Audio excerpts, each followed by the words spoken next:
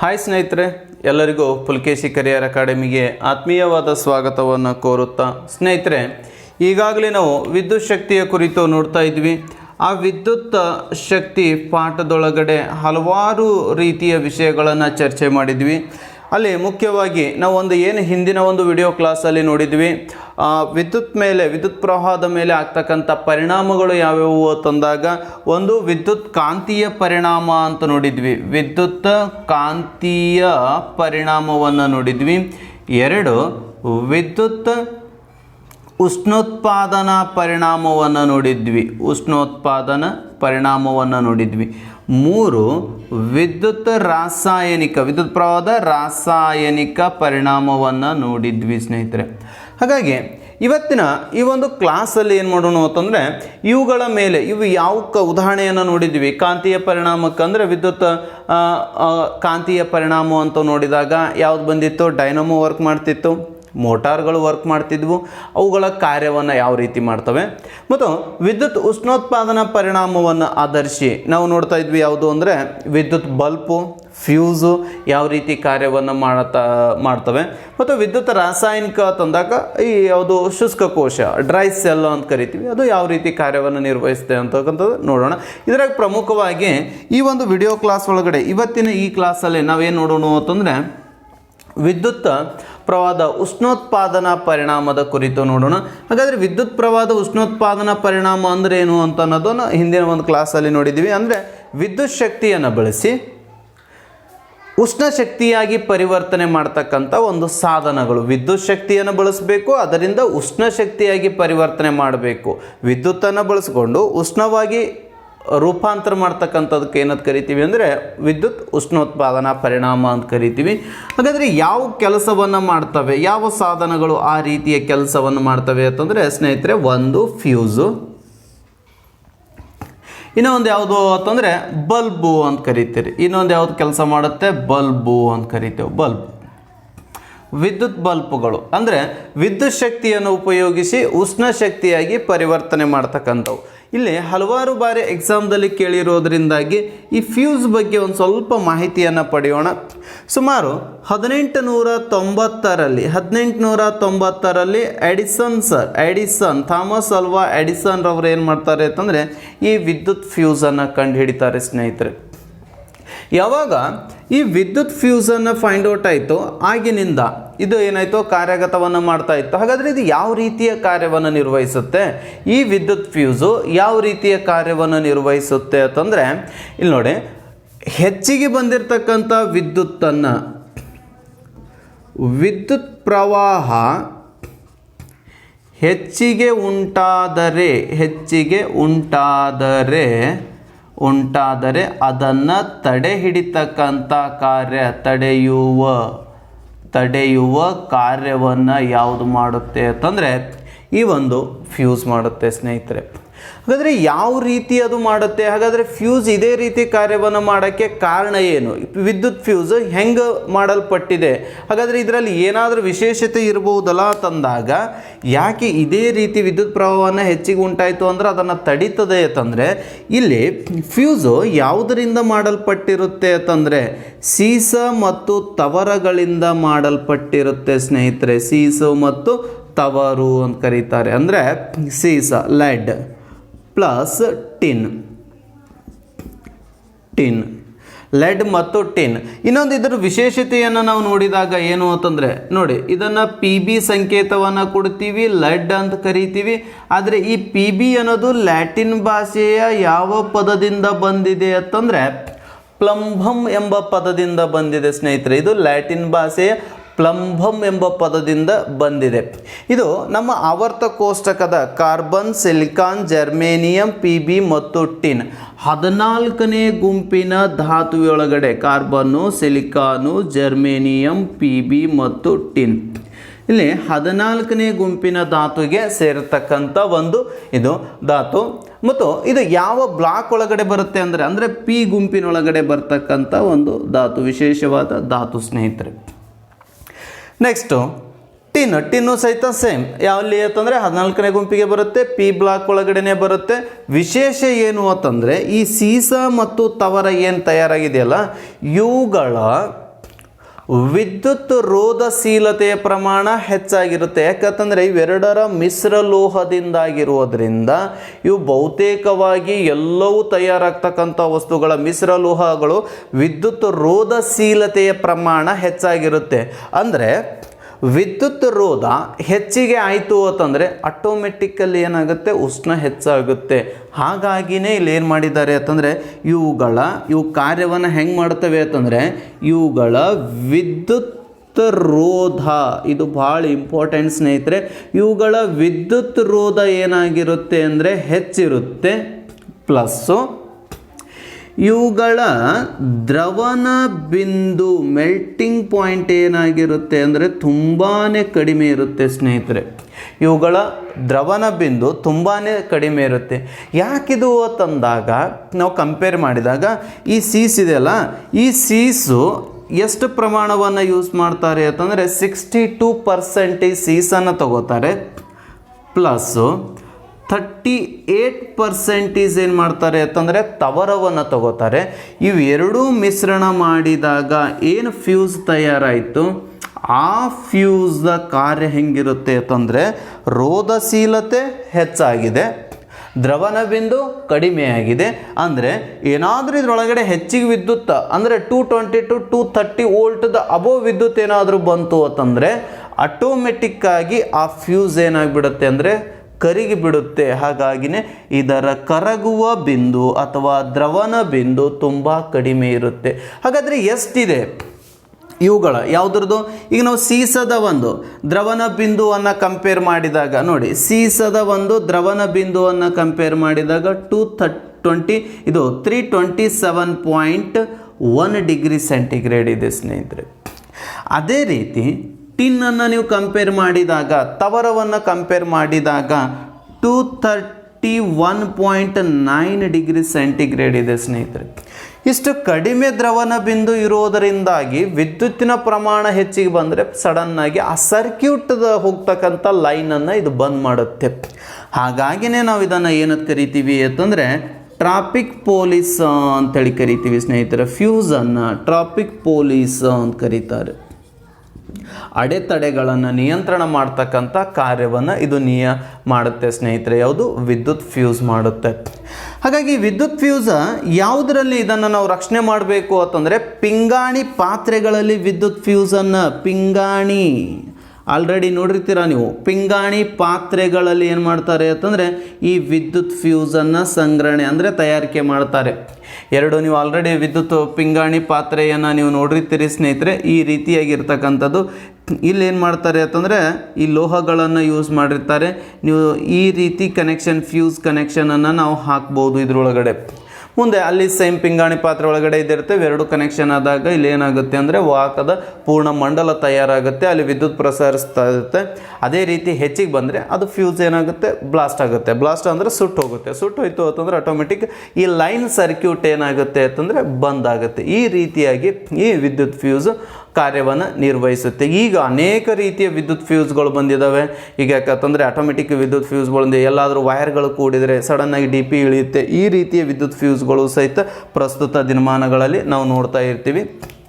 ಈ ರೀತಿಯಾಗಿ ಇದು ವಿದ್ಯುತ್ ಫ್ಯೂಸ್ ಏನು ಮಾಡುತ್ತೆ ಅಂತಂದರೆ ಕಾರ್ಯವನ್ನು ನಿರ್ವಹಿಸುತ್ತೆ. ಹಾಗಾದರೆ ವಿದ್ಯುತ್ ಫ್ಯೂಸ್ ಯಾವ ತತ್ವದ ಮೇಲೆ ಕಾರ್ಯವನ್ನು ನಿರ್ವಹಿಸುತ್ತೆ ಅಂತಂದರೆ ಇದು ನೆನಪಿರಬೇಕು ಸ್ನೇಹಿತರೆ, ವಿದ್ಯುತ್ ಉಷ್ಣೋತ್ಪಾದನಾ ಪರಿಣಾಮದ ಆಧಾರದ ಮೇಲೆ ಈ ಒಂದು ಫ್ಯೂಸು ಕಾರ್ಯವನ್ನು ನಿರ್ವಹಿಸುತ್ತೆ.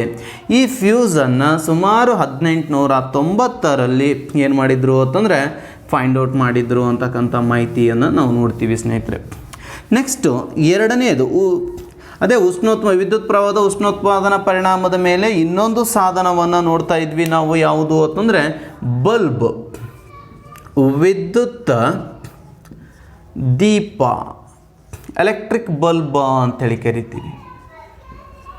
ಸುಮಾರು ವರ್ಷಗಳ ಪ್ರಯೋಗದಿಂದಾಗಿ ಸಹಸ್ರ ಪ್ರಯೋಗಗಳ ಸರದಾರ ಅಂತೇಳಿ ಕರೆಸಿಕೊಂಡಿರ್ತಕ್ಕಂಥ ನಮ್ಮ ಥಾಮಸ್ ಅಲ್ವಾ ಎಡಿಸನ್ ಸರ್ ಅವರು ಇದನ್ನು ಏನು ಮಾಡ್ತಾರೆ ಅಂತಂದರೆ ಸುಮಾರು 1870ರಲ್ಲಿ ಈ ಬಲ್ಬನ್ನು ಕಂಡುಹಿಡಿತಾರೆ. ಥಾಮಸ್ ಅಲ್ವಾ ಎಡಿಸನ್ ಸರ್ ಮತ್ತು ಇನ್ನೊಬ್ಬರು ಶ್ರೇಷ್ಠ ವಿಜ್ಞಾನಿಯಾಗಿರ್ತಕ್ಕಂಥ ನೋಡಿ, ಒಬ್ಬರು ಯಾರು ಅಂತಂದರೆ ಎಡಿಸನ್. ಆಲ್ವಾ ಎಡಿಸನ್ ಸರು ಮತ್ತು ಇನ್ನೊಬ್ಬರು ಸ್ವಾನ್ ಎಂಬ ವಿಜ್ಞಾನಿ ಸ್ವಾನ್ ಎಂಬ ವಿಜ್ಞಾನಿ ಇವ್ರೇನು ಮಾಡ್ತಾರೆ ಅಂತಂದರೆ ಇವರ ಒಂದು ಪ್ರಯತ್ನದಿಂದಾಗಿ ಇವತ್ತಿನ ದಿವಸ ಇಡೀ ಜಗತ್ತನ್ನು ಬೆಳಕಿನಲ್ಲಿ ನೋಡ್ತಕ್ಕಂಥ ಒಂದು ಸೃಷ್ಟಿಯನ್ನು ಮಾಡಿರ್ತಕ್ಕಂಥ ವಿಜ್ಞಾನಿಗಳು. ಹಾಗಾದರೆ ಪ್ರಶ್ನೆ ಏನು ಬರ್ಬೋದು ವಿದ್ಯುತ್ ಬಲ್ಬ್ನ ಆಧಾರ ಮೇಲೆ ಅಂತಂದರೆ ಪ್ರಥಮ ಬಾರಿಗೆ ಹಲವಾರು ಒಂದು PSI ಎಕ್ಸಾಮ್ನಲ್ಲಿ ಕೇಳಿರ್ತಕ್ಕಂಥ ಪ್ರಶ್ನೆ, SD ಎಕ್ಸಾಮ್ನಲ್ಲಿ ಕೇಳಿರ್ತಕ್ಕಂಥ ಪ್ರಶ್ನೆ ಬಹುತೇಕವಾಗಿ ಟಂಗ್ಸ್ಟನ್ನ ಬಾಳಿಕೆಯನ್ನು ಕೇಳ್ತಾ ಇದ್ದರು, ಅದರಲ್ಲಿ ತುಂಬತಕ್ಕಂಥ ಅನಿಲಗಳು ಕೇಳ್ತಾ ಇದ್ದರು. ಹಾಗಾದರೆ ಅಲ್ಲಿ ಬಳಸ್ತಕ್ಕಂಥ ಫಿಲಾಮೆಂಟನ್ನು ನಾವು ಏನಂತ ಕರಿತೀವಿ ಅಂತ ಕೇಳ್ತಾ ಇದ್ದರು. ಹಾಗಾದರೆ ಒಂದೊಂದಾಗಿ ನೋಡ್ಕೋತ ಹೋಗೋಣ ಬನ್ನಿ. ನೋಡಿ, ಬಲ್ಬ್ನಲ್ಲಿ ಎಷ್ಟು ಅನಿಲಗಳನ್ನು ಬಳಸ್ತಾರೆ ಅಂತಂದರೆ ಮೊದಲು ಬಲ್ಬ್ನಲ್ಲಿ 2 ಅನಿಲಗಳನ್ನು ಬಳಸ್ತಾರೆ ಸ್ನೇಹಿತರೆ. ಒಂದು ಯಾವುದು ಅಂದರೆ ನೈಟ್ರೋಜನ್ ಸಾರಜನಕ, ಇನ್ನೊಂದು ಯಾವುದ್ರಿ ಆರ್ಗಾನನ್ನು ಬಳಸ್ತಾರೆ. ಬಲ್ಬ್ನಲ್ಲಿ ನೈಟ್ರೋಜನ್ ಮತ್ತು ಆರ್ಗಾನನ್ನು ಬಳಸ್ತಾರೆ.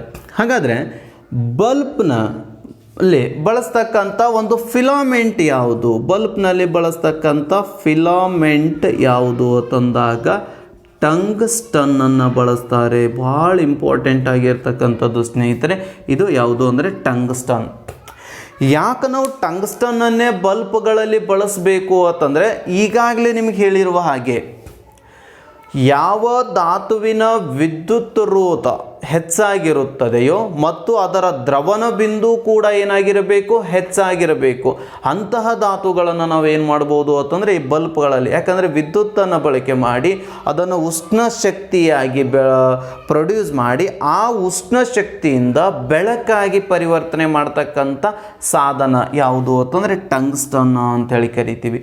ಹಾಗಾದರೆ ಟಂಗ್ಸ್ಟನ್ನನ್ನು ಯಾಕೆ ಬಳಕೆಯನ್ನು ಮಾಡ್ತೀವಿ ಅಂತಂದರೆ ಒಂದೇ ಪಾಯಿಂಟರ್ಸ್ ಟಂಗ್ಸ್ಟನ್ ಬಗ್ಗೆ ಹೇಳಬೇಕಾದ್ರೆ ಇದರ ಒಂದು ಸಂಕೇತ ಏನಂತ ಕರಿತೀವಿ ಅಂತಂದರೆ W ಅಂತ ಕರಿತೀವಿ ಸ್ನೇಹಿತರೆ.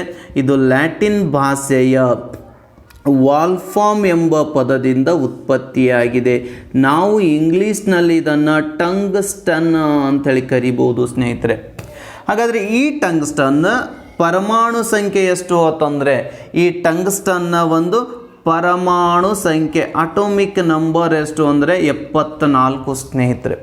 ಇದು ಆವರ್ತ ಕೋಷ್ಟಕದ ಯಾವ ಗುಂಪಿನಲ್ಲಿ ಕಂಡುಬರುತ್ತೆ ಅಂತಂದರೆ D ಬ್ಲಾಕ್ ಎಲಿಮೆಂಟಲ್ಲಿ ಇದು ಕಂಡುಬರುತ್ತೆ. ಹಾಗಾದರೆ ಈ ಟಂಗ್ಸ್ಟನ್ನ ಮೆಲ್ಟಿಂಗ್ ಪಾಯಿಂಟು ಯಾವುದು ಅಂದರೆ ಅತಿ ಹೆಚ್ಚು ದ್ರವಣ ಬಿಂದುವನ್ನು ಅಥವಾ ಕರಗುವ ಬಿಂದುವನ್ನು ಅತಿ ಹೆಚ್ಚು ದ್ರವಣ ಬಿಂದು ಹೊಂದೋದು ಯಾವುದು ಅಂತಂದರೆ ಇದನ್ನೇ ಅಂತ ಹೇಳ್ತೀವಿ ನಾವು. ಯಾವುದು ಟಂಗ್ಸ್ಟನ್ನ ಮೆಲ್ಟಿಂಗ್ ಪಾಯಿಂಟ್ ಸುಮಾರು 3400 ನೋಡಿ 3483 ಡಿಗ್ರಿ ಸೆಂಟಿಗ್ರೇಡ್ ಇದು ಉಷ್ಣಾಂಶವನ್ನು ದ್ರವಣ ಬಿಂದುವನ್ನು ಹೊಂದಿದೆ. ಕೆಲವೊಂದು ಪುಸ್ತಕದಲ್ಲಿ ಬೇರೆ ಬೇರೆ ರೀತಿಯಿಂದ ಕೊಟ್ಟಿದ್ದಾರೆ. ಇದು ನಮ್ಮ ಈ ಗೌರ್ಮೆಂಟ್ ಎಡಿಷನ್ ಪುಸ್ತಕದಲ್ಲಿ ಬಂದಿರತಕ್ಕಂಥದ್ದು 3483 ಡಿಗ್ರಿ ಸೆಂಟಿಗ್ರೇಡ್. ಒಂದು ಕಡೆ 3427 ಕೊಟ್ಟಿದ್ದಾರೆ, 67 ಕೊಟ್ಟಿದ್ದಾರೆ. ಅವುಗಳ ಪ್ರಮಾಣದ ಆಧಾರದ ಮೇಲೆ ಅವುಗಳನ್ನು ಕೊಟ್ಟಿರ್ತಾರೆ ಸ್ನೇಹಿತರೆ. ಮ್ಯಾಕ್ಸಿಮಮ್ 3400 ಅಂತ ಕನ್ಸಿಡರ್ ಮಾಡಿ ನಾವು ಎಷ್ಟು ಅಂತಂದರೆ 3400ಕ್ಕಿಂತ ಹೆಚ್ಚು ದ್ರವಣ ಬಿಂದುವನ್ನು ಹೊಂದಿರತಕ್ಕಂಥದ್ದು. ಹಾಗಾದರೆ ಈ ಟಂಗ್ಸ್ಟನ್ನ ಹೆಚ್ಚಾಗಿ ಬಾಳಿಕೆ ಬರಬೇಕಾಗಿದೆ ಬಲ್ಬ್ನಲ್ಲಿ. ಯಾವ ರೀತಿ ಟಂಗ್ಸ್ಟನ್ನನ್ನು ನಾವು ನೋಡ್ತೀವಿ ಅಂತಂದರೆ ಸ್ನೇಹಿತರೆ ಇಲ್ಲೊಂದು ಬಲ್ಬ್ ಇದೆ ಅಂತ ಕಂಪೇರ್ ಮಾಡಿದಾಗ ಇಲ್ಲಿ 2 ಏನು ಬರುತ್ತೆ ಅಂದರೆ ತಾಮ್ರದ ಕಡ್ಡಿಗಳು ಬರ್ತವೆ. ಈ 2 ತಾಮ್ರದ ಕಡ್ಡಿಗಳ ಮಧ್ಯಭಾಗದಲ್ಲಿ ಈ ರೀತಿಯಾಗಿ ಸುರುಳಿ ಆಕಾರದಲ್ಲಿ ಹೊಂದಿಕೊಂಡಿರ್ತಕ್ಕಂಥದ್ದೇ ಯಾವುದು ಅಂತಂದರೆ ಟಂಗ್ಸ್ಟನ್ ಅಂಥೇಳಿ ಕರಿತೀವಿ ಸ್ನೇಹಿತರೆ ನಾವು. ಈ ಸುರುಳಿ ಆಕಾರಕ್ಕೆ ಟಂಗ್ಸ್ಟನ್ ಅಂಥೇಳಿ ಕರಿತೀವಿ. ಇದಕ್ಕೆ ಸಪೋರ್ಟಿವ್ ವೈರ್ಗಳನ್ನು 1-2 ಯೂಸ್ ಮಾಡ್ತಾನೆ. ಇದು ತಾಮ್ರದ ತಂತಿ ಅಂತ ಕರಿತೀವಿ, ಯಾಕಂದರೆ ವಿದ್ಯುತ್ ಪ್ರವಾಹ ಉತ್ತಮ ರೀತಿಯಲ್ಲಿ ಹರಿಯುವುದು ಇದರೊಳಗಡೆ ಅಂತಂದರೆ ತಾಮ್ರದ ತಂತಿ. ಈ ಒಂದು ಟಂಗ್ಸ್ಟನ್ನ ಬಾಳಿಕೆ ಬರಬೇಕು ಅಂತ ತಿಳ್ಕೊಂಡು ಟಂಗ್ಸ್ಟನ್ನ ಬಾಳಿಕೆ ಹೆಚ್ಚಾಗಬೇಕು, ಭಾಳ ದಿನ ಟಂಗ್ಸ್ಟನ್ ಬಾಳಿಕೆ ಬರಬೇಕು ಅಂತ ತಿಳ್ಕೊಂಡು ಯಾವ ಅನಿಲವನ್ನು ಬಳಸ್ತಾರೆ ಅಂತಂದರೆ ಆರ್ಗಾನ್ ಅನಿಲವನ್ನು ಬಳಸ್ತಾರೆ. ಈಗಾಗಲೇ ಇಲ್ಲಿ ಮೆನ್ಷನ್ ಮಾಡಿದ್ದೀನಿ ನಾನು, ಆರ್ಗಾನ್ ಅನಿಲವನ್ನು ಬಳಸ್ತಾರೆ. ಹಾಗಾದರೆ ಈ ಆರ್ಗಾನು ಎಲ್ಲಿ ಕಂಡುಬರುತ್ತೆ ಅಂತಂದಾಗ ನಮ್ಮ 18ನೇ ಗುಂಪಿನ ಧಾತುವಿನಲ್ಲಿ ಏನು ಬರ್ತವೆ, ಹೀಲಿಯಮ್ಮು, ನಿಯಾನು, ಆರ್ಗಾನು ಅಂತಕ್ಕಂಥ ಆರ್ಗಾನು, ಕ್ರಿಪ್ಟಾನು, ಝೆನಾನು, ರೆಡಾನ್. ಏನು ಜಡಾನಿಲಗಳು ಅಂತ ಕರಿತೀವಿ, ಆ ಜಡಾನಿಲಗಳ ಗುಂಪಿನಲ್ಲಿ ಬರ್ತಕ್ಕಂಥ ಮೂರನೇ ಒಂದು ಧಾತು ಯಾವುದು ಅಂತಂದರೆ ಆರ್ಗಾನು. ಇದರ ಒಂದು ಪರಮಾಣು ಸಂಖ್ಯೆಯನ್ನು ನೋಡಿದಾಗ 18 ಬರುತ್ತೆ, ಪರಮಾಣು ರಾಶಿಯನ್ನು ನೋಡಿದಾಗ 36 ಬರುತ್ತೆ ಸ್ನೇಹಿತರೆ. ಹಾಗಾಗಿ ಇದರ ಬಾಳಿಕೆ ಬರಬೇಕು ಅಂದರೆ ಯಾವುದನ್ನು ಬಳಸ್ತೀವಿ? ಆರ್ಗಾನ್ ಅನಿಲವನ್ನು ಬಳಸ್ತೀವಿ. ಇನ್ನಿದು ಪ್ರಕಾಶಮಾನವಾಗಿ ಬೆಳಗಬೇಕಾಗಿದೆ. ಹಾಗಾದರೆ ಭಾಳ ದಿನ ಬಲ್ಬ್ನ ಬಾಳಿಕೆ ಬರಬೇಕಾಗಿದೆ. ಟಂಗ್ಸ್ಟನ್ನ ಬಾಳಿಕೆ ಬರಬೇಕು ಅಂದರೆ ಆರ್ಗಾನ್ ಬಳಸಿದ್ದೀವಿ. ಬಲ್ಬ್ನ ಬಾಳಿಕೆ ಬರಬೇಕಾದ್ರೆ, ಆ ಬಲ್ಬ್ ಹೆಚ್ಚು ದಿನ ಬಾಳಿಕೆ ಬರಬೇಕಾದ್ರೆ ಯಾವ ಅನಿಲವನ್ನು ಬಳಸ್ತಾರೆ ಅಂತಂದರೆ ಸ್ನೇಹಿತರೆ, ನೈಟ್ರೋಜನ್ ಅನಿಲವನ್ನು ಬಳಸ್ತಾರೆ, ಸಾರಜನಕ. ಈ ಚಿಪ್ಸ್ ಪ್ಯಾಕೆಟ್ಗಳಲ್ಲಿನೂ ನೈಟ್ರೋಜನ್ ಬಳಸ್ತಾರೆ. ಯಾಕಂದರೆ ಕಮ್ಮುಟ್ಟು ಆಗಬಾರ್ದು ಅಂತ ತಿಳ್ಕೊಂಡು ಅದರಲ್ಲಿರ್ತಕ್ಕಂಥ ಆಮ್ಲಜನಕವನ್ನು ತೆಗೆದು ಅದರೊಳಗಡೆ ನಾವೇನು ಹಾಕ್ತೀವಿ? ನೈಟ್ರೋಜನನ್ನು ಹಾಕ್ತೀವಿ.